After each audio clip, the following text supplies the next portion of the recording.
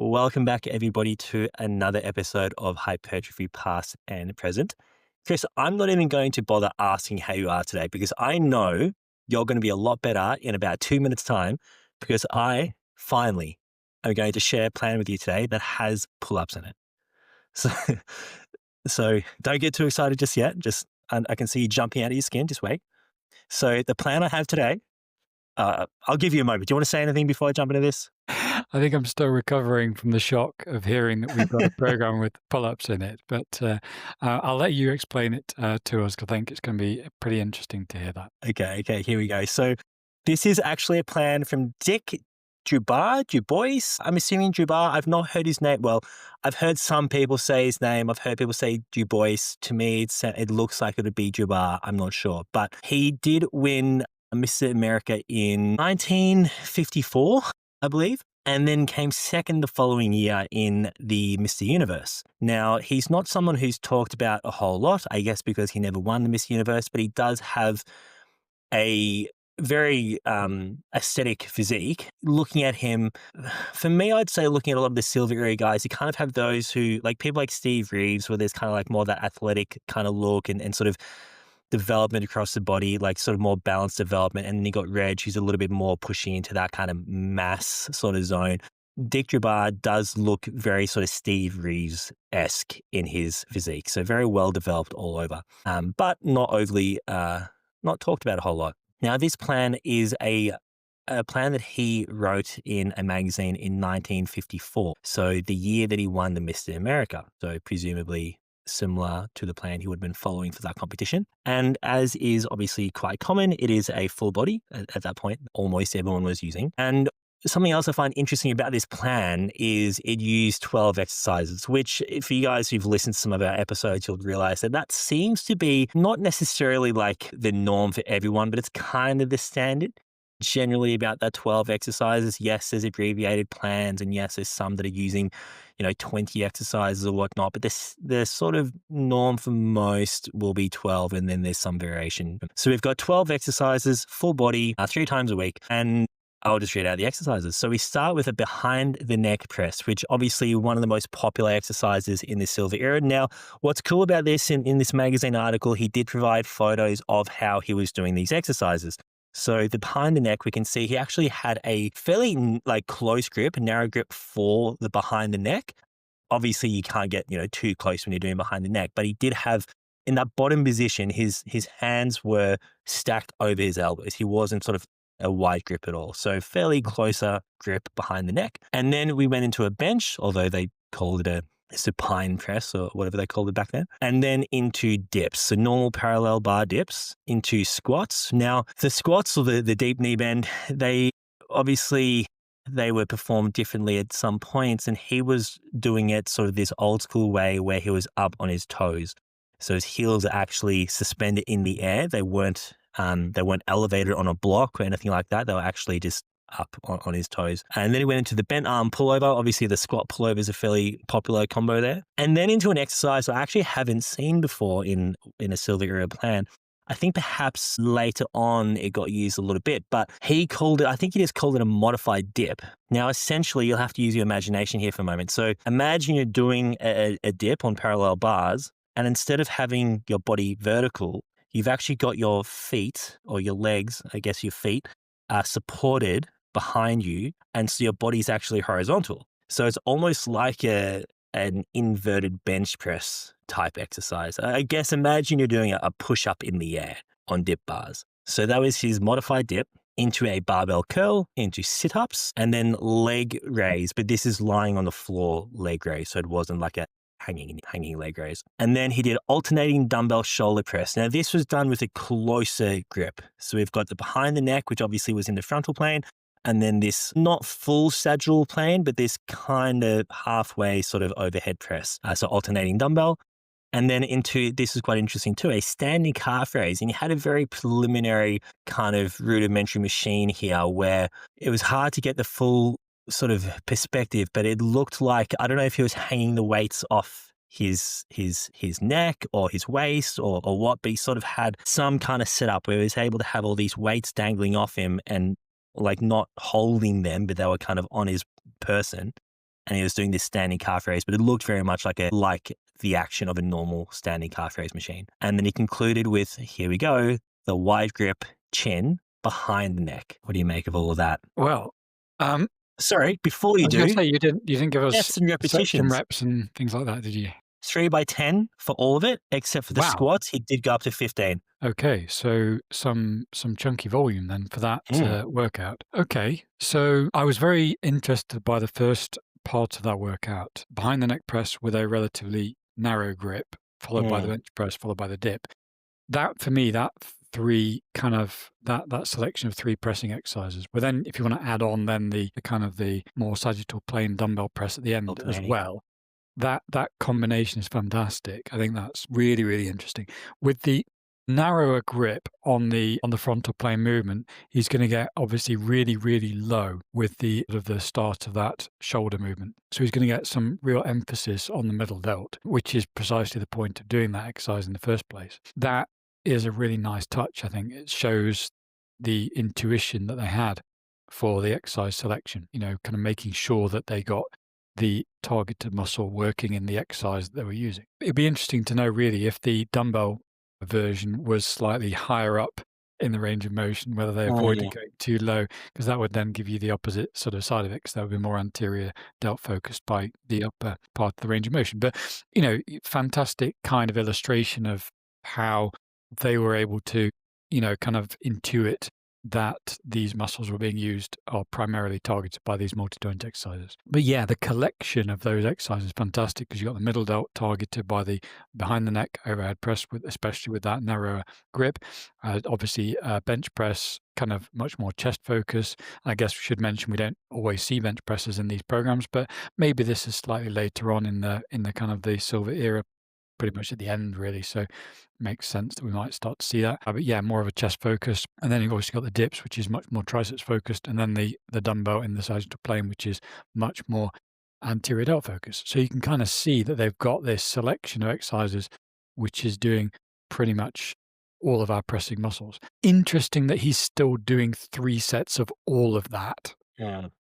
I think that's probably off the end of what I would say is recoverable, but, I believe in the everybody's different. article, I believe he does very clearly specify that, hey, this is pretty advanced and that a lot of people won't be able to do this much volume. I think that's probably fair. I would probably say that if you're gonna do all 4 of those exercises in a single workout, I'd probably do single sets. For me, that would be much more realistic. But anyway, but just from a exercise selection kind of standpoint, I really like that collection. I think that's a really nice selection of Modified exercises. or inverted dip. Well, he's kind of doing a bench press, isn't he, really? What's interesting in the image when you look at that, it looked like his hands were a little bit closer together for starters, which I guess they kind of would be with a dip sort of position anyway. So it'd be almost like a close grip bench. But not only is it a close grip bench, but he was actually getting incredibly deep. So deeper than you would in a bench. Okay. So I wonder, obviously you So potentially get rid again, of some. ranges of motion are different, and so you're gonna see differences Yeah. in leverages, and again, so he's looking for ways to, train movements, similar movements, but in this case, in different ranges of motion. So yeah, no, interesting again, because, he's finding potentially different regional variances in which muscles are being trained. In terms of the other sections of the workout, I'm trying to remember whether there was anything else. I don't think there was anything else that was a pulling exercise, literally just the pull-up. Is that There correct? wasn't, no, it was just actually yeah. And I don't remember you saying any curls either. No, there were curls and There then he were did curls. I his missed ab that. I work. missed the Yep. curls. I missed the curls. After his So dips. okay. So that makes a little bit more sense. Now, obviously, with the wide grip pull-up, he's going pure frontal plane. He's really trying to maximize that by doing them behind the neck. So very, very big focus on the lower regions of the lat. But again, we're not seeing anything to target the upper part of the lat. Don't think there's any trap work in there. Don't think there's anything else. And actually, by doing the wide grip pull-up, he's probably missing some rear delt as well, because you're not getting that narrow grip that you would need really to maximize the posterior delt sort of situation. So you can definitely see some holes in the program, but at the same time, you can see some insights into, the exercise selections that he's using. It looks to me like he definitely was focusing quite heavily on the pressing muscles, and that at this point in his career, pulling muscles really just weren't a priority for him. He'd already kind of done that bit and it wasn't really moving any further forwards. So, it probably reflects what he was working on rather than a really truly balanced program in that particular in that. Yeah, I agree with you. There's definitely a lot of I mean, the fact that he's got 2 different types of dips in there. Like, often we don't see any dips and 2 different dips, 2 different overhead pressing. The alternating dumbbell shoulder press, I wanna ask you about that because obviously Ironically, it actually looks like a program that I would need if I wanted to be fix my physique deficits. Like, yeah, it would be like well, the dips are probably not, but in terms of the pressing stuff, it would be what I would probably have to go towards because pulling stuff, no problem at all. But yeah, I think, but that's the point, isn't it? It's like when these guys get to that level, they're looking for those solutions to problems that they maybe have yeah, inadvertently and you're gonna created. win them a competition. Exactly. So they're looking to fix deficits. But yes, it definitely doesn't look like a purely fully balanced program. The alternating dumbbell shoulder press, so obviously he did do this a little bit, more sagittal plane, but this is an exercise that you do see quite a lot of in some of these old plans, and it's not something that people particularly do today. Do you have any thoughts on it? In what sense? In the sense that it's not used today because there are reasons for it, or Well, the fact that most of the time people were doing this alternating, and today obviously everyone's doing whatever you would call not alternating, just normal bilateral. And to me, it kind of makes sense to potentially do it alternating. And sometimes they would even do a single arm. So people like Greg would often do a single arm and he would brace himself with his other side and just perform one arm at a time. And it takes a little bit of getting used to, but once you do, it does feel quite good as an exercise. And to me, it seems like, obviously we do things like alternating dumbbell curls, and that's very common, but this is, for some reason, people don't do alternating overhead press anymore, at least not in the world that I am part of. And I just wonder, are we missing out potentially? Could this be potentially a worthwhile inclusion? I think it depends on what equipment you've got available to you. I mean, interestingly, in the gyms that I've been going to in the last couple of years, I've actually always had access to a fairly narrow grip overhead press as well as a fairly in front of the body, as I like a machine, as well as the standard more kind of wide grip ones. So I've actually been quite lucky in that respect that there's always been a machine available to do both of those types of overhead press. But I think, yes, if people don't have access to them, then I think it probably makes sense to consider a dumbbell variation, especially if you've got a bench that you can set up to create a backrest and have a proper seated or slight incline, perhaps, sort of overhead press environment. And yeah, I mean, that idea of minimizing the total amount of muscle mass working at any one period of time is pretty cool because you are going to get high levels of recruitment and delt obviously is pretty chunky muscles. So you're going to have a voluntary activation deficit there. So yeah, I mean, if you've got the ability to set up and use, kind of a stable environment, either one arm at a time with a brace, or whether you can get a stable situation in a seated position and do those alternating. No, I think that's a really interesting idea. I mean, I went through a kind of a period of time when I wanted to really emphasize the benefits of machines because of the stability and the kind of the advantages that gives you. But equally, now I think it's also valuable to, now that we've kind of had that period of time in the fitness industry and people have realized that that's the case and there's reasons for it, or a very good reason for it, it's also useful to come back. Like you were saying, I think in one of the recent podcasts, as you were joking before the podcast, that I can literally not remember anything that happened in any of the prior podcasts at all. But I do remember that you were talking about the benefits of free weights. And I think one of the benefits that you highlighted previously is this idea that, especially in something like a squat, you are putting the entire body under a lot of load and you're going to get muscles growing that you just aren't going to train in any other scenario, which is kind of why people talk about the squat as a mass builder. It's because it's not just growing your quads, you're actually just loading the entire body, and there's going to be a lot of stabilizers working in that situation. I think there's an interesting comment to be made here, which is that, you know, if you are working out in a gym almost anywhere in the world, apart from, kind of the really expensive parts of, big cities where they've got like a million machines that you can do anything with, if you're living in a normal part of the world, then you're probably going to find that there is a flexibility and a versatility associated with having some dumbbells on the bench that you're not going to get from just the machines that you've got available to you. And I think that's an important recognition. I mean, I think it's useful to just make that observation and say, look, you know, something like a seated dumbbell press alternating in the sagittal plane where you've got, okay, you're losing a bit on the stability side, but you are gaining a lot in terms of the reduced amount of muscle mass. and the focus on the anterior delt that you can get by using that plane of motion. So, I think again, it's about, fine, we've had the period of time when we've, kind of pointed at machines and told people why they're great. Now we can kind of like keep that and also recognize the advantages of free weights in certain situations for other reasons that, maybe just practical really, but, still important for a lot of people. Yeah, absolutely.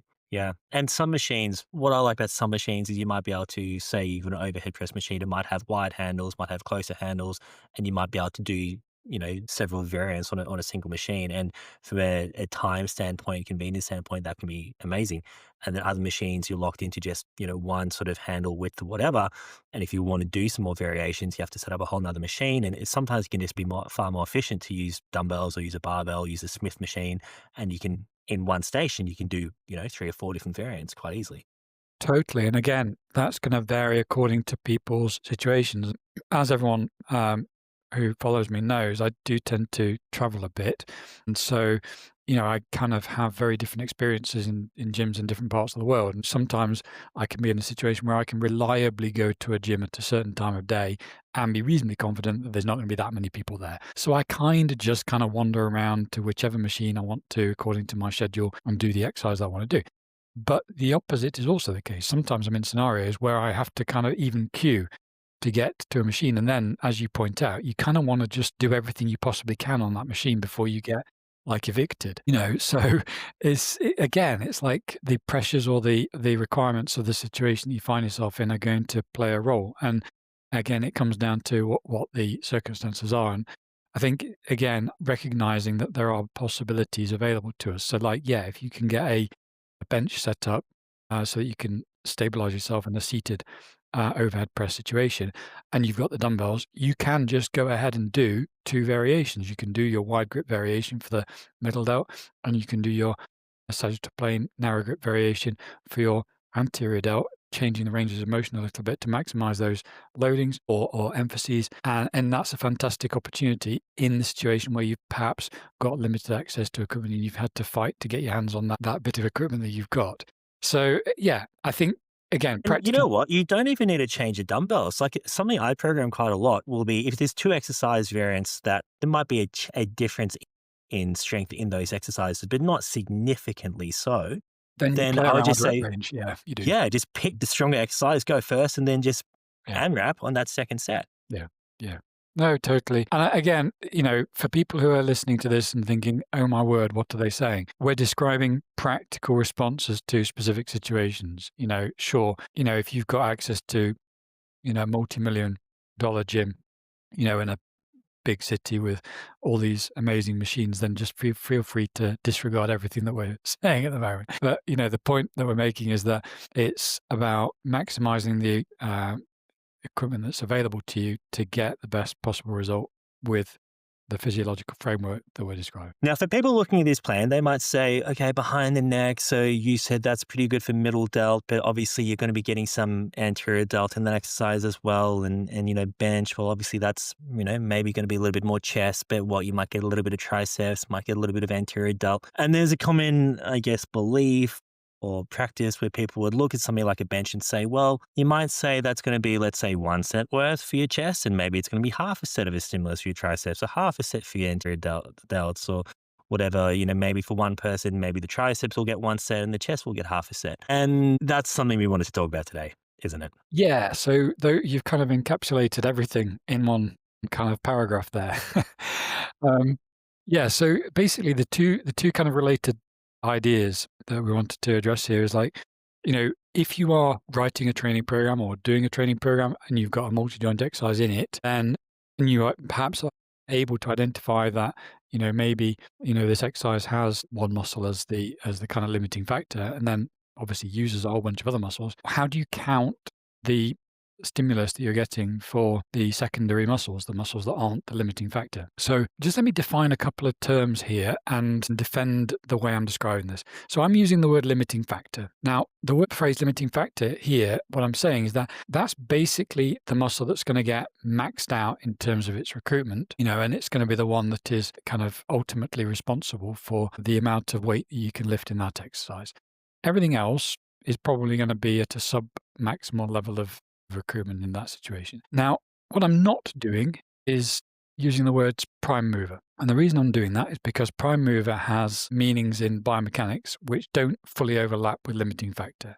Often they do, but they're not perfect. So I'm just going to not use that terminology, and I'm just going to stick with the terminology limiting factor, because ultimately what I'm saying is that that's the muscle that is maxed out in terms of recruitment. Now, you can get other muscles that are maxed out in terms of recruitment if they're a lot smaller. So, for example, if you're doing a sagittal plane pulling motion, you're going to find the posterior delt is probably pretty much maxed out. But generally speaking, we would regard the upper lat as being the prime.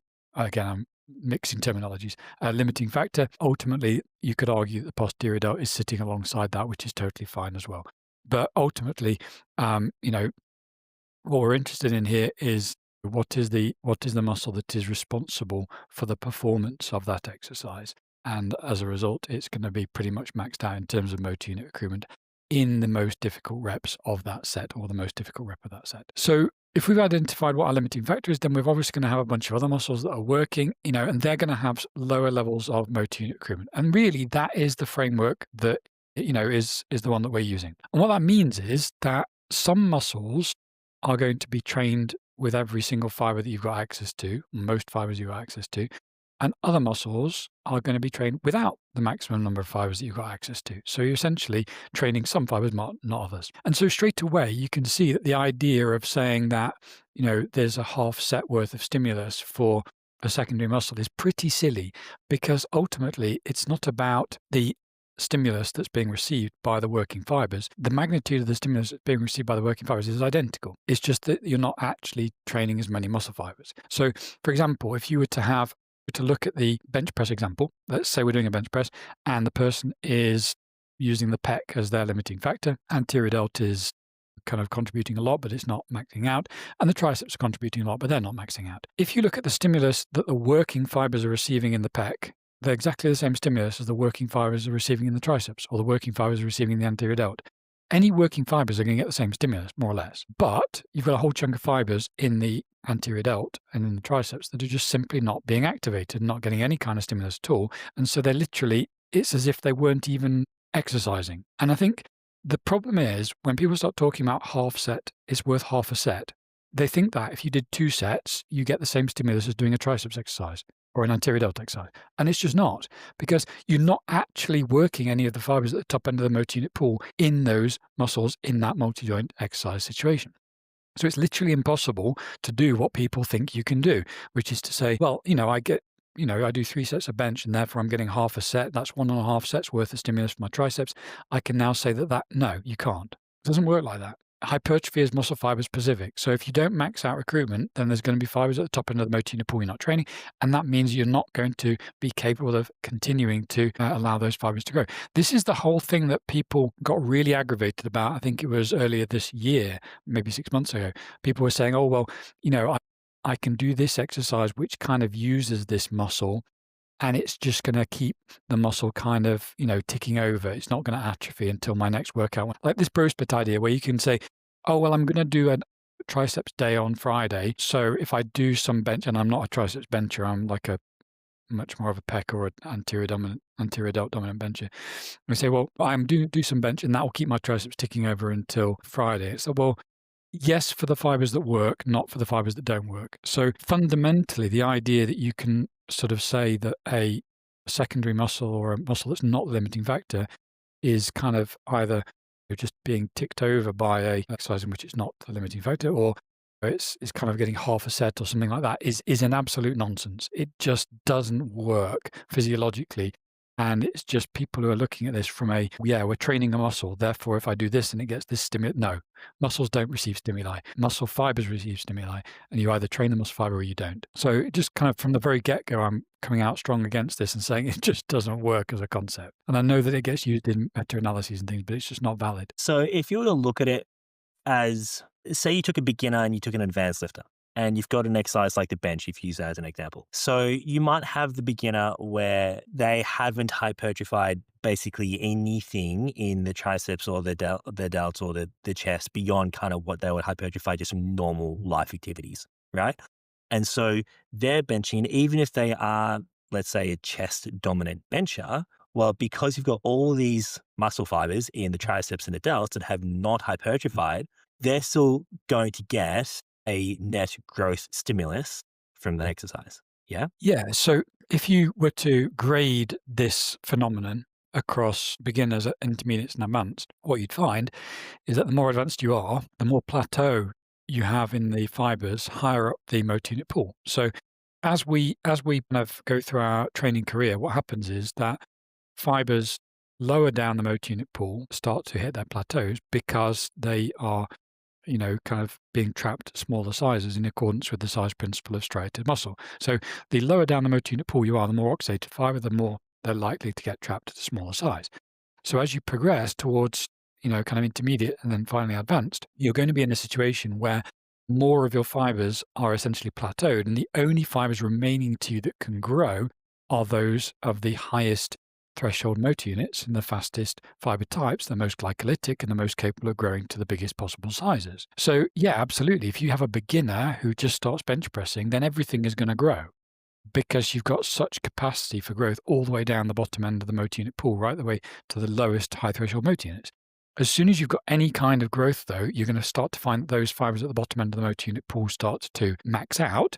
And then basically, you're going to find that your secondary muscles that are not the limiting factors are just going to be kind of hovering around the place where your sort of motor unit recruitment levels are maxing out in that exercise for those muscles. So let's say you get your chest to like sort of its 100%, which is not true 100%, but it might be 95 or something like that. Let's say it's your 100% for the ones you got access to, but your delts are down at 80 and your triceps are down at 70. What you might find is that gradually as a beginner, if all you're doing for pressing is just bench press, which is actually not an unreasonable situation to imagine for a lot of people, but if that's kind of all the pressing that you're doing, what you might find is that you kind of get your triceps to 70%, and then that starts to pretty much stop you from growing any further because you're not training anything above that. And then, yeah, the delts kind of get stuck at 80%. You don't get any further than that in terms of the growth. If you wanted to take growth forward in that particular intermediate lifter, you would have to turn around and say, well, okay, we need to put in that sort of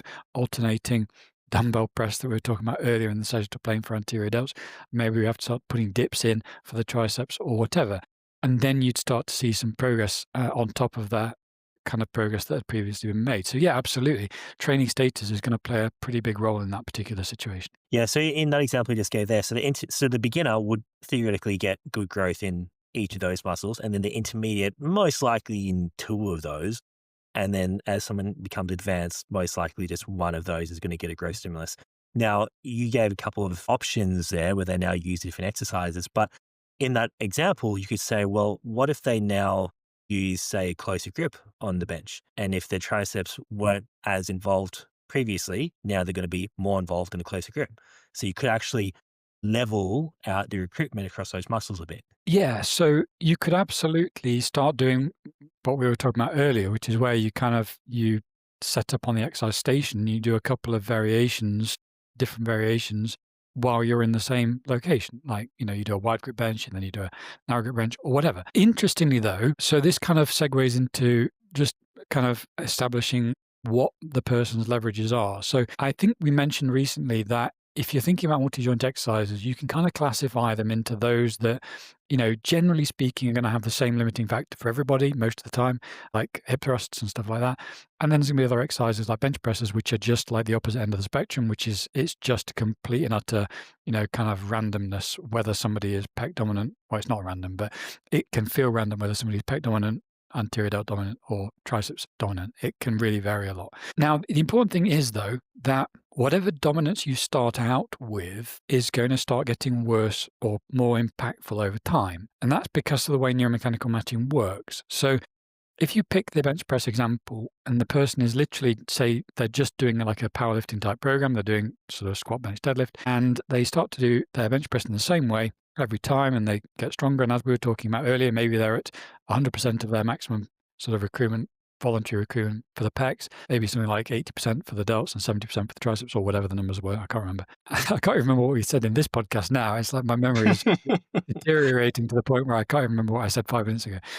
The issue then is, if that person has been lifting with that proportion to start with, what's going to happen is that the pec will grow to a greater extent than the triceps and the anterior delts. Even though we're getting growth across all three muscles in that beginner, you are still going to see more growth in the pec because more fibers are being used. So it's just a number of fibers question. And so more fibers grow, and that means that the pec now increases its internal moment arm to a greater extent than the other muscles.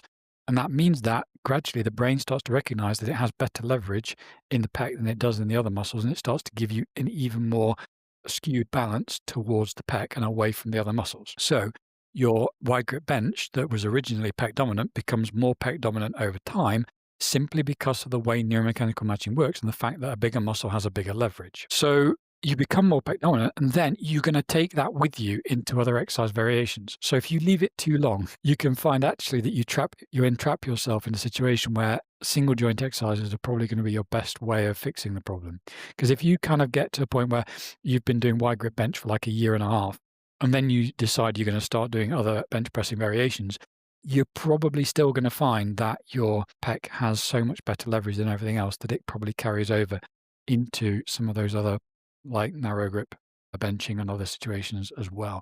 So either if you're going to use the exercise variation variety way within a single exercise category, I would probably start earlier rather than later. Otherwise, no problem at all. You just go and do single joint stuff. So you do, or different exercise variation, like you just take the pec out completely by doing an overhead press. So there's ways and means of doing that, I think, just recognizing that time actually does influence what your options are for messing around with that kind of. Well, there's two ways of looking at that as well. So, the example I gave of moving into like a close grip bench to prioritize a little bit more triceps, since that's what's getting the least activation in that version for that person. Well, the other way is you could say, well, if this is more chest dominant for me anyway, I can actually lean into using it as a chest exercise. And so we'll actually use it as a wide grip bench. And that's probably what I do more of when I'm programming, is how do I turn this compound lift or this multi-joint lift into a variation where I know we're just going to smash one particular muscle or region. And I think that's definitely a good strategy for advanced lifters. I would definitely lean into that because it gives you so many more options. You can be like, I'm going to use that for that purpose, and then I'm going to lean that direction for this purpose. And you start to polarize exercises quite a lot by the variation that you've chosen to use. And I think that's really, really strong strategy in that advanced lifter category. I think for beginners, depending on whether obviously this kind of raises another question, which is to say, when is this a problem? When is this not a problem? And that's kind of the point that I raised a minute ago when I said, you can kind of categorize exercises into being those that are going to have the same limiting factor for most people most of the time, and those that are just not. And the best examples I would say, something like a hip thrust is never going to be anything other than a glute exercise, and probably never going to be anything other than a lower glute exercise for the vast majority of people. And a number of people who are not going to have the lower glute being the limiting factor is going to be vanishingly tiny. And I think I've met one or two of them, but I think they do exist. But it's like most people, most of the time, it's just not going to be even a question. In contrast, the bench press, I think, is absolutely a free for all. It's just one of those exercises that has such similar contributions between the prime movers that different people's leverages can nudge you in different directions. And I've said before that I'm one of the extreme examples of being extremely triceps dominant in any pressing motion, but the bench press is particularly obvious. I mean, it's actually funny how much my bench press weight changes when I start changing grip width. It just drops off it just drops off ridiculously as I start to go wider. So, I think those things can be very, very noticeable, and so we kind of have to start by saying, which exercise is going to fall into which category. Now, in the category of exercises that is always going to have the same limiting factor, you can kind of just program those however for anybody in any scenario. I mean, I think I've said before, they're great exercises to identify to use in group programs. If you're writing a program for a group of people, absolutely amazing, because you just know. Now, that doesn't mean that you can't do the same thing with the exercises that are more kind of variable, but you do what you pointed out a minute ago, which is, can we steer them so that we can mostly guarantee the result we're getting? And that's where, so if I go for a really wide grip bench press, then I can start to really be confident that I'm not going to have a triceps involvement in that exercise to the same extent as I would do. I'm never going to have that as a limiting factor, for example. Yes.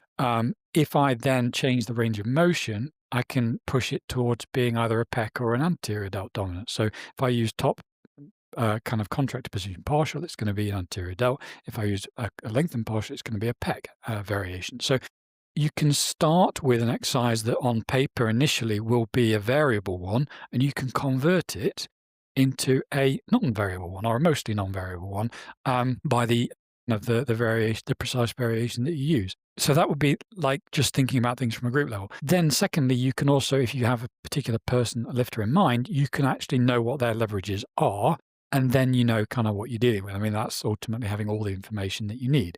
Now, how you figure out what their leverages are is a separate question, but useful ways are just to look at ratios of lifts. So like I was describing a moment ago, I know what my leverages are in pressing motions because you can literally just look at my lifts and see that my triceps dominant lifts are ridiculous. Anything else that doesn't involve the triceps so much are actually pretty funny how bad they are. So, really, really big differences are very, very noticeable. So, you can kind of figure out more or less what someone's leverages are. And to be also you can look at how people perform lifts. Like most people know that if they're watching someone do a squat and there's a lot more hip dominance, you can see that. And similarly, if someone's doing a squat and it's more knee dominant, you can see that. Same thing with deadlifts and things like that. You can often see those to a certain extent. But that's where you've got much more information. Operating without that information, we're kind of saying, well, we either have a group of exercises which is already pretty fixed in terms of limiting factor, and then we've got a group of exercises that is not fixed, but maybe we can steer it according to the range of motion that we use or the plane of motion that we use or anything else that we might do to kind of push it in a particular direction. Yeah. Yeah, I can't remember the last time for a non-beginner that I programmed just like a standard bench or a standard overhead press. Like I would always say, I want this to be wide grip, I want this to be close grip, sagittal plane, whatever. So I can guarantee, and that's because I'm predominantly working with groups, and it's so I can guarantee fairly safely what that individual is actually going to get out of that exercise. And for beginner, I don't mind so much, and I'm happy just to say, okay, bench, because like we established before, kind of everything is going to grow at least to some extent to begin with. But it's an interesting point in that so often I do see plans, and I'm sure you would too, where someone just says the exercise. They just say bench. They just say overhead. And it's like, well, okay, but you go tell two people to do an overhead press and one of them is going to do a close grip and mid grip and one of them does a wide grip. And that's really actually significantly different in what they're getting out of that exercise. Absolutely. So if you've got the variation at the individual level in terms of their leverages, and then you've also got the variation in terms of the way that they've elected to do the exercise, those two sources of variability straight away are, pushing you into two totally different training programs, really. So, you've got, just simply the way that the exercise is being done, and secondly, the responses of that individual to that exercise. And you just in a world of like, two different scenarios, two different worlds according to the results of those training programs. And it's on paper the same program, but the results are going to be completely different according to the variability inherent in the exercise way of being performed and the variability of that individual in terms of their leverages. And I think, this brings us to another point, which is that I think there's a tendency, because what we've just explained there is a strategy. As someone becomes more advanced, we probably want to be being much more specific about what the exercise is trying to achieve, and then trying to make the exercise do that thing according to what we know about the leverages and how they change with range of motion and plane of motion and all that kind of thing. Positions of proximal and distal joints, things like that, grip positions, those kind of things. Now, some people have started to kind of try and avoid the problem. One of the questions I get often is like, you've talked about how the upper lat is involved mainly in sagittal plane and the lower lat is mainly involved in frontal plane. And so you would always want two different pulling variations, one frontal, one sagittal.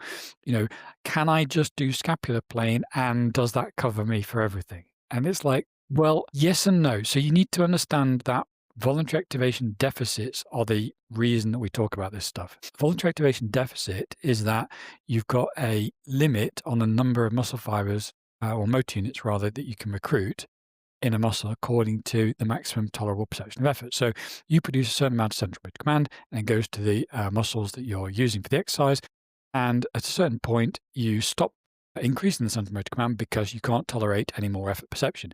And that effort perception maximum does not correspond to every single muscle fiber in the lats being activated simultaneously. It does not. So you're going to have a bunch of muscle fibers that are not being used. Which ones do you want them to be? Pick which muscle fibers you don't want to activate. Now, if you use a frontal plane, the muscle fibers that are not going to be activated, they're going to be in the upper lat. If you do a sagittal plane, the muscle fibers that are going to not be used, motor units that are not going to be recruited, are going to be located in the lower lat. If you do a scapular plane, it's going to be a mix of both. It's going to be some from some place and some from the other. I don't know. We don't have good leverage data for scapular plane like we do for frontal and sagittal. But it is probably going to be a mixture of both. So you're going to have some motor units there. Now, the point I'm making here is that whichever one of these three examples that you pick, strategies that you pick, whether you pick a wide grip pull down or a narrow grip pull down or a scapular plane pull down, whichever one of those you pick, you are always suffering the same issue. You're always suffering a lack of some motor units being recruited and some muscle fibers being activated, and those will not grow. Whichever one of them you pick, you end up in the same place in terms of the total amount of muscle mass that you're not training. The point that I'm saying is if you just do a wide grip and a narrow grip, you are going to basically get really nice overlap and you're going to capture pretty much the whole of the muscle. You can't do that with scapular. Scapular falls into the same category as just doing either wide grip or just doing narrow grip. You still lose out. It's just you're losing out different fibers. So for people who think that they can go, oh, well, we'll just make the exercise kind of a hybrid of the two variations that you've argued are useful, you're still suffering the same problem as just doing one or the other. You're not fixing the problem. Yeah, I hope people follow that when you said, I forget the words exactly you said, but essentially what you're saying is both the options of the narrow grip and the wide grip, they're doing one thing really well. Yeah, and then exactly. the scapular plane is doing two things not that well. And the total number of muscle fibers that you're going to probably activate in each of those three exercises is probably going to be similar. So you're always going to have the same number of fibers that you're not training. So the reality is, and this is interesting because the reality is you could argue then that the scapular is not even very useful in a beginner situation. You might as well just pick one or the other of the wide grip or the narrow grip because it's going to get you to the same kind of place eventually in terms of total muscle mass. And then later on, you just add in the other one that you weren't doing. Whereas with scapular, if you do scapular as a beginner and I'm doing the generic one that's going to get, no, not really, because it's going to get you to the same place more or less as the wide grip or the narrow grip in terms of total lat muscle mass. It's just that you're then going to have to learn two totally different exercises later on to replace that one that you were doing previously. I mean, that's a little bit of an oversimplification. More or less, the problem is similar, or the deficit is going to be similar across the three exercises. Now, one question which is similar but different, but people can probably intuit the answer, is if it doesn't make sense to say one, set of bench is one set for chest and half a set for triceps or whatever, then the question becomes, well, how do I count it for damage or for fatigue or whatever? And that's often the answer I hear people give as well is, oh, well, you count it as half a set worth of damage for the triceps or whatever muscle. Now, in the example or in the way you've explained it, where obviously we're talking about the number of muscle fibers in that particular muscle that's experiencing a stimulus. Well, based on the fact that where it's going to be the high threshold motor units that are going to be left off, then if you have a muscle that has not low activation per se, but relatively low compared to whatever muscle is being used in that exercise, well, that muscle ultimately is going to experience very minimal damage then. Yeah, so the issue with damage is that it's very skewed towards the top end of the motor unit pool. So you've got an exponentially greater problem with muscle damage the higher up you go because you've got more glycolytic fibers that are so much more susceptible to calcium ion accumulation. So ultimately, I would say that the problem of muscle damage is probably smaller when you're working with secondary muscles. Ultimately, you're not getting to really high levels of recruitment. You're not going to get that high calcium ion accumulation in susceptible fibers. So, ultimately, I think having and this is really where you could push that further by the strategy that you've been describing, which is where you really nudge an exercise in the direction of which muscle that you want to target. Because if you've got something like a really wide grip bench press or, like we were talking about earlier, the narrow grip behind the neck overhead press, and you're really trying to push that exercise to be very good at one particular muscle, kind of being the limiting factor, and a lot of the other muscles really downgrading their motor unit recruitment levels, that's going to really limit the amount of damage you get from that exercise on those other muscles. And that then allows you to do what was being done in this program that you described today. So Yeah, I can exactly. remember the beginning of this podcast. That's quite impressive. My memory is coming back to the certainly. So I actually remember that we had this collection of pressing exercises, and if you can make these exercises very, very kind of focused on one particular muscle, then you can start to increase the amount of volume, and that's what we saw in this program, where you're getting 3 sets per exercise, and it's like looking at that, it's like, wow, that's so much because, you're training these pressing muscles with like, sort of 4 exercises and 3 sets. That's like 12 sets in a workout. That's monstrous.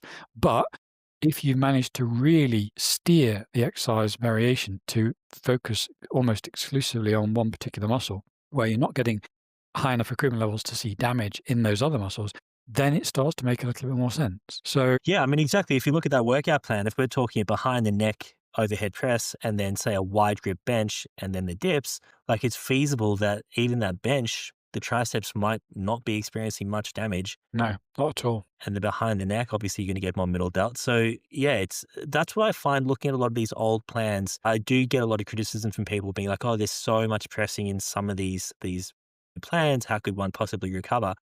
And I'm thinking, well, presumably the person who's writing this plan, they know, whether they know it consciously or not, that in those compound lifts, they're predominantly getting X muscle, and then they're using another multi-joint lift where they're getting the other muscle that's not getting stimulated as much.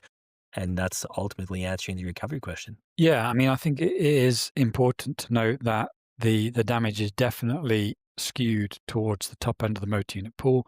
So if we are dramatically reducing the level of recruitment in those secondary muscles, the problem is going to be a lot smaller. How much smaller and how much of an effect, I think is really going to be individual, and how well you manage to skew the exercise in the direction you want it to Mm. go.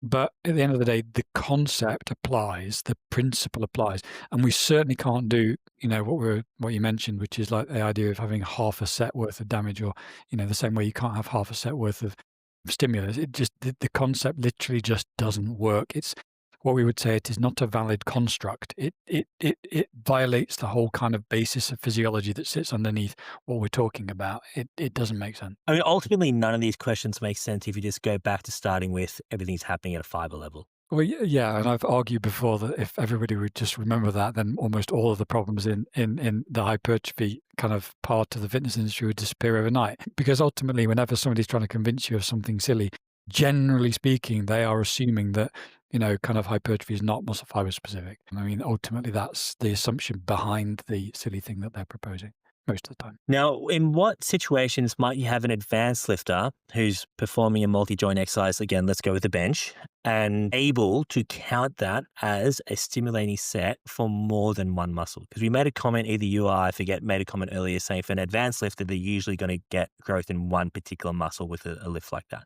But there's examples or there's situations where that might not be the case. Yeah. So ultimately, if you've got an exercise that is very balanced between two muscle groups, then I think you could see an advanced lifter counting that as stimulus for more than one muscle. Now, I think my example for this would be, I think the most obvious example is where you've got multi-joint exercises like a squat, and it has a very strong hip dominant component to it. So you've got a back squat and the lifter is performing it in a way that is hip dominant. I think you're going to have adductor magnus and quadriceps in that scenario. And I think you're probably going to see a stimulus for both of those things. The reason I argue that is because the quad is definitely the limiting factor, but I don't think you're going to see any other exercise in the program being better for the adductor magnus. So at the end of the day, even if the adductor magnus is not maxing out in the squat, it probably isn't quite, then you haven't got anything better. I mean, you could make the same argument for a high foot position leg press if you want to, and it would be the same situation. So that kind of scenario, I think you're basically saying, well,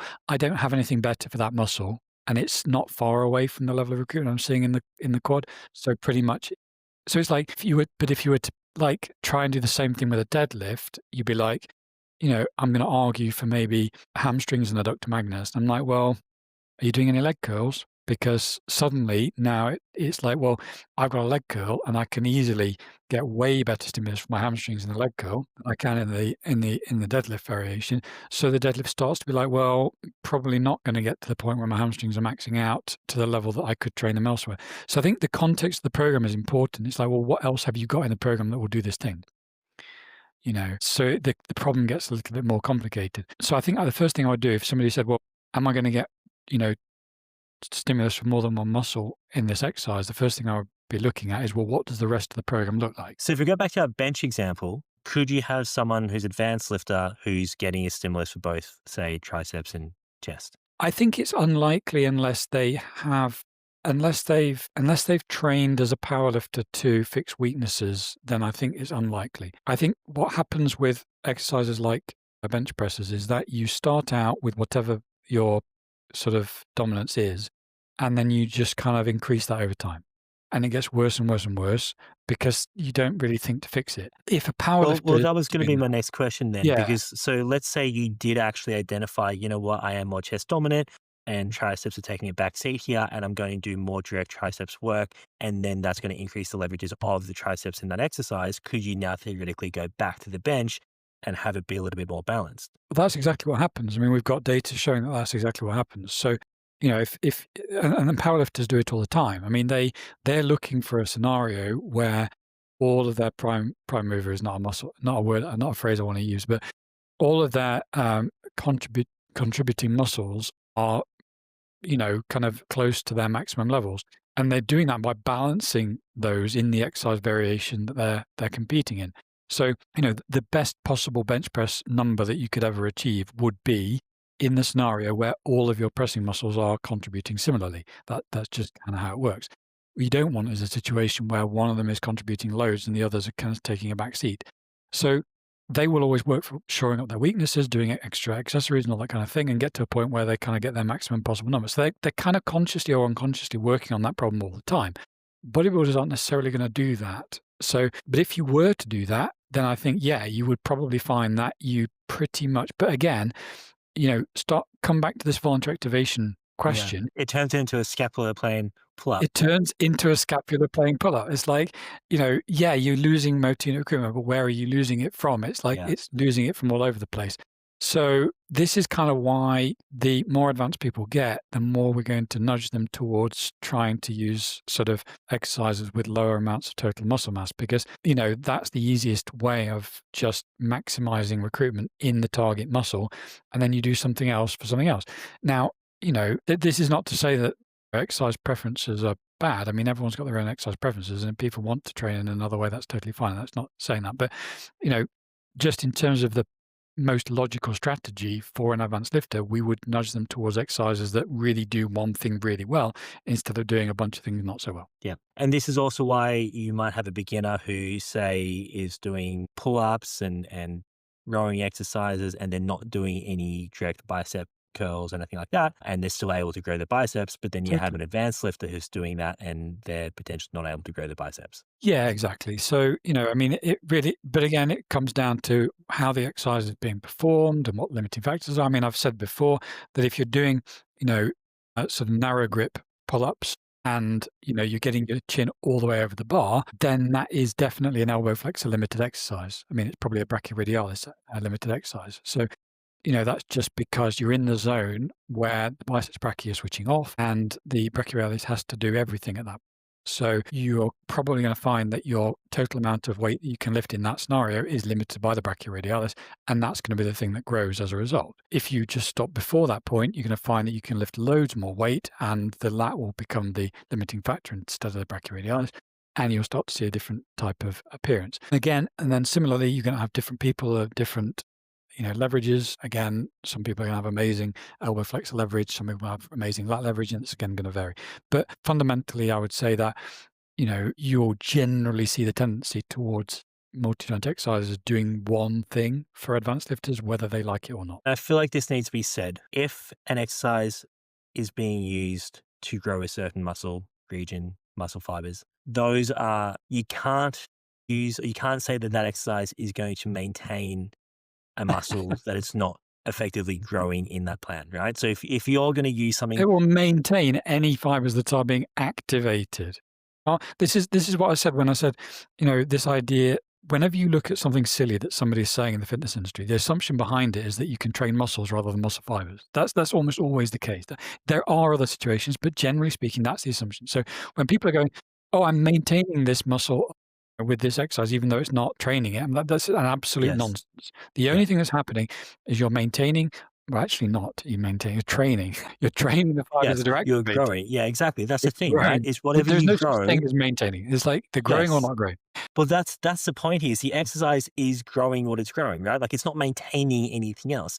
So if you're going to use a hip thrust, unless you're going to use that for growth in your quads, you can't use it as maintenance of your quads. Well, it'll grow the fibers that it's loading. So, I mean, it actually does have a pretty decent level of quad activation. It's just not anywhere close to the squat. I mean, it's I good. know, It's but just that's not why I use it amazing. as an example because what I hear people say is, oh, it's got good quad activation. Therefore, it's enough to maintain all of the quads. And no, No, no, no. can't do that. Again, fiber specific, Yeah. the fibers that it is capable of growing are the fibers that will be maintained. You're not maintaining anything that you're not hypertrophying. And this is the problem because a non-physiologically based hypertrophy researcher might look at the ability of the hip thrust or glute bridge to maintain whole muscle mass levels of the quadriceps and go, it's maintaining muscle mass. Well, yeah, if you look at it from the outside, that's what it looks like. But what's happening is that it's it's training fibers up to a certain level of motor unit recruitment, and then it's just completely ignoring everything above that point. So what's happening is you're getting simultaneous hypertrophy and atrophy within the same muscle. Now that's Yes. gonna blow some people's minds, but that is exactly what is happening because fiber, hypertrophy, and atrophy are occurring, and both hypertrophy and atrophy are fiber-specific concepts. They happen at the fiber level. That's an important point because you could have a beginner who's doing the hip thrust and they could actually grow quads, even if They they're should not do. doing Yeah, another well, quad you would exercise. expect them to. Yeah, absolutely. Yes. Yeah. Absolutely. But they could be doing no other quad exercise and they could be growing quads. Yeah. And then you have an advanced lifter who has been doing squats, has been doing leg extensions, and they stop doing the leg extensions or whatever they do them once every 2 weeks The or rec whatever. the rec fem disappears. Well, yeah, totally. But then let's say they stop doing the squat as well. So now they're still doing the hip thrust, but they're actually going to be atrophying the quad. The quad is literally going to be getting smaller. Correct, Yes, they're because going to be providing a hypertrophy stimulus to some of the quad. So you've got one lifter where it's able to actually stimulate growth and another lifter where they're actually going to be experiencing atrophy in that muscle doing that same lift. exactly, and so what a hypertrophy researcher who doesn't have that physiological background would look at that and go, "Oh, this is very confusing. We don't know whether the quads grow after hip thrust training or not because we've got these studies showing that it does and these studies showing that it doesn't." And it's like the physiologist is literally just scratching their head going, "What are you talking about? It's obvious what's happening. It's literally just a fiber-specific phenomenon." And this is another great example of why if you try and understand the hypertrophy literature without having a physiological background, it will make no sense to you at all. It will literally just make no sense to Yeah, you. if you're just You'll looking at what just the be outcomes are. staring at it going, "What on earth is happening here?" You've got, numbers flying around all over the place, and sometimes this thing does this thing, and another time this exercise does a different thing, and I don't understand why any of this is happening. And so they start playing this kind of game of, the top trumps where they're like, sort of, or, this exercise, I've got these studies here that will prove this point, and these studies over here that prove that point, and we just count the number of studies, and we come out with, oh, evidence is in favor of this because I've got 5 studies over here that show that thing, and only 4 studies over here that show the opposite thing. It's like, well, no, think about it physiologically, and actually all of those 9 studies together now fit together because you've actually understood Yes. what the variable factors are. And I think that's really the difference that I raised in the podcast. Was it last week? Oh, you're going. When I said there's a evidence-based and physiologically based or science-based. The 2 things are different. Evidence is about, how many studies have I got showing this thing and how many studies have I got showing the opposite thing. Science is about saying, well, how does this actually work? What's driving these results? Can I come up with one explanation that explains all of these data? I mean, ultimately, if you look at the stretch, like the length and partial stuff, right? I mean, what you've just explained there, you could do a study in muscles that experience stretch being out of hypertrophy, and you could do it in beginners, and you could do 15 of those studies, and then you could do one in an advanced lifter, and you could be like, look, 15 of these showed growth. Clearly, it's better because you've only got one. But now Well, you that's do what happens, 20 in yeah. advanced lifters, and you're like, oh, now the evidence is swung the other way. It's like, well, no, again, like you've explained, if you physiologically understand what's happening.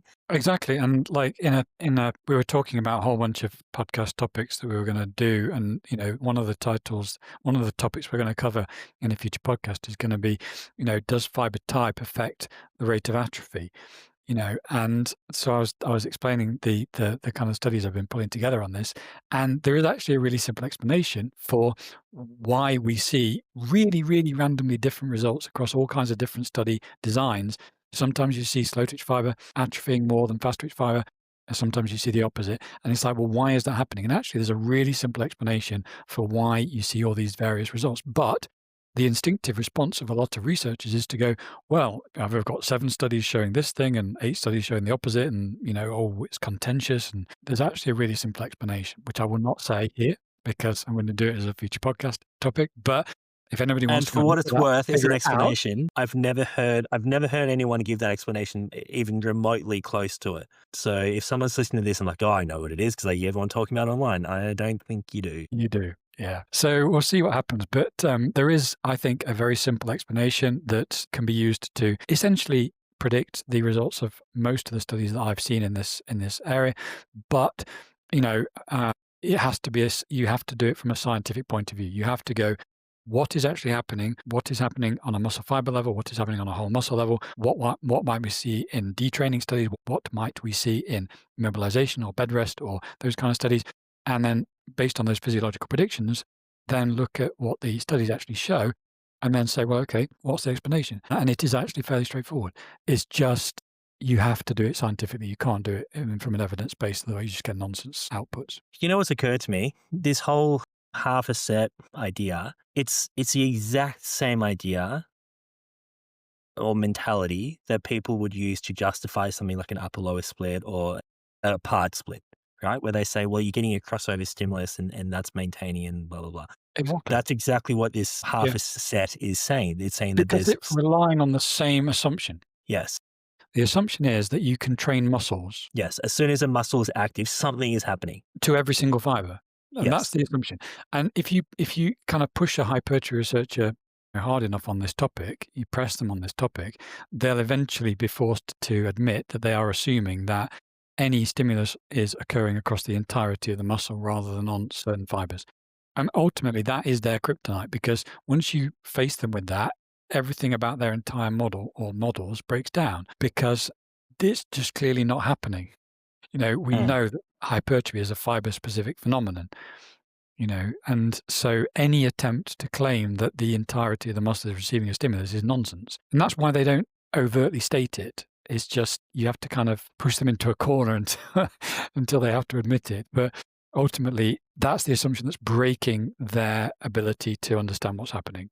And that, as you say, it's the same problem whether you're talking about, upper lower splits and maintenance ideas, whether you're talking about half set stimuli for secondary muscles or anything like that. It's all the same error. And it all comes back to hypertrophy and atrophy are fiber specific. And the outcome is the same as well, because again, like we said, if you have a beginner who's doing a multi-joint lift, yes, they are going to experience growth in all of those muscles. And you have an advanced lifter, and like we've talked about, they're probably going to get growth in most likely one of those. And you could say actually, because it's the same problem and it's the same outcome, well, that would kind of be how a split, an upper lower split, whatever would work as well, where actually a beginner maybe will get a crossover stimulus where they're actually able to still hypertrophy a secondary muscle on that day. But someone who's an advanced lifter, they're likely not going to get that. So I feel like you could actually make an argument that something like an upper lower split might be more suitable to someone who's maybe a bit more of a beginner than it would be to an advanced lifter. Unless, like, Yeah, yes, there's better but ways of programming it. what you're saying there is that you have less room to maneuver, or you can't make as many mistakes with an advanced program as you That's can. it. You can't That's make really as what many you're saying. mistakes. Yes. I mean, you basically say you can get away with a worse program with beginners because they'll grow from lifting a tin of beans. I mean, Yeah. that's broadly what we're saying, isn't it? I Yeah. mean, so yeah, sure, you can write a worse program for a beginner and they'll still get a And they'll benefit still from get it. growth. You kind of have to get things right for your kind of more advanced lifters if you want to continue pushing forward and making progress. So yeah, no, I agree with that. I mean, but I would still rather they did a decent program from the beginning. Yes, make the program better just initially. Yeah, absolutely. But I guess what I find interesting about it is it's sort of the opposite belief or kind of, the way people would look at these plans is they think that this stuff's going to be more suitable for an advanced lift. And like you're saying, well, you can make fewer mistakes. Like you don't have that margin of error there. And it's just the opposite of what most people are assuming. It's What's interesting is that I think we're kind of living through the end of a phase of time, which has been the great kind of bodybuilding experiment with silly routines that don't really work that well. So, Yeah. obviously, silver era, which is our focus, kind of ends in the mid 50s, and since then, routines have kind of gone in, various unhelpful directions, and people have been doing body part splits and that kind of thing, which really doesn't make a lot of sense. And we're kind of now seeing, obviously, this reaction against that as we're demonstrating that the physiology that, makes most sense as the explanation for hypertrophy really just fits perfectly well with the silver era, which is the last kind of period of time in which training programs made sense. So we've had this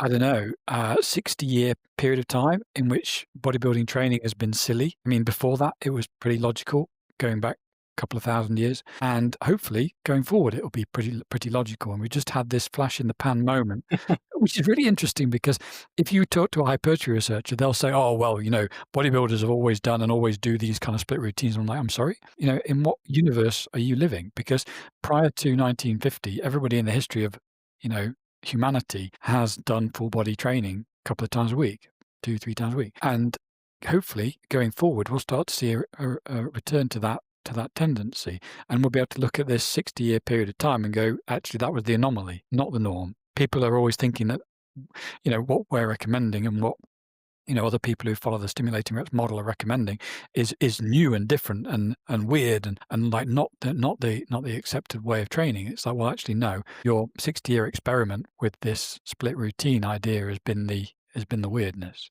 We're returning to the way that people have been training since the beginning of time, since you Yeah, could pick up a rock. exactly, exactly. Often I hear people online say, "Oh, no one's ever done it that way. No one, this is how everyone always used to do it." And I'm like, just look back a little bit further. Like you're going back to the 80s and 70s, cool, cool. But let's just go back another 1 or 2 decades, and you'll see it's And then completely different. everything prior to that, back to the ancient Greeks, has been literally whole body training several times per week. And, I think we're going to hopefully, get to a point where people can look back on this as being the anomaly, rather than the kind of the accepted kind of practice, which is kind of how a lot of people see it today. And I do get messages, people saying, why are you recommending this way of training, which is completely different from the way that everybody else trains? I'm like, well, because you're not looking at this from a historical perspective. You're kind of assuming that what you see on your social media in the last couple of years or decades, however long you've been looking at this stuff, is kind of the baseline, and it's not. The baseline is full body training several times per week, and all we're doing is identifying this 60-year period has been a bit of a silly period of time in which people lost track of what was going on because of the introduction of anabolic steroids. I think that's it for today's topic. So thank you guys for joining us. We appreciate it as always, and hopefully you'll join us next week for another episode.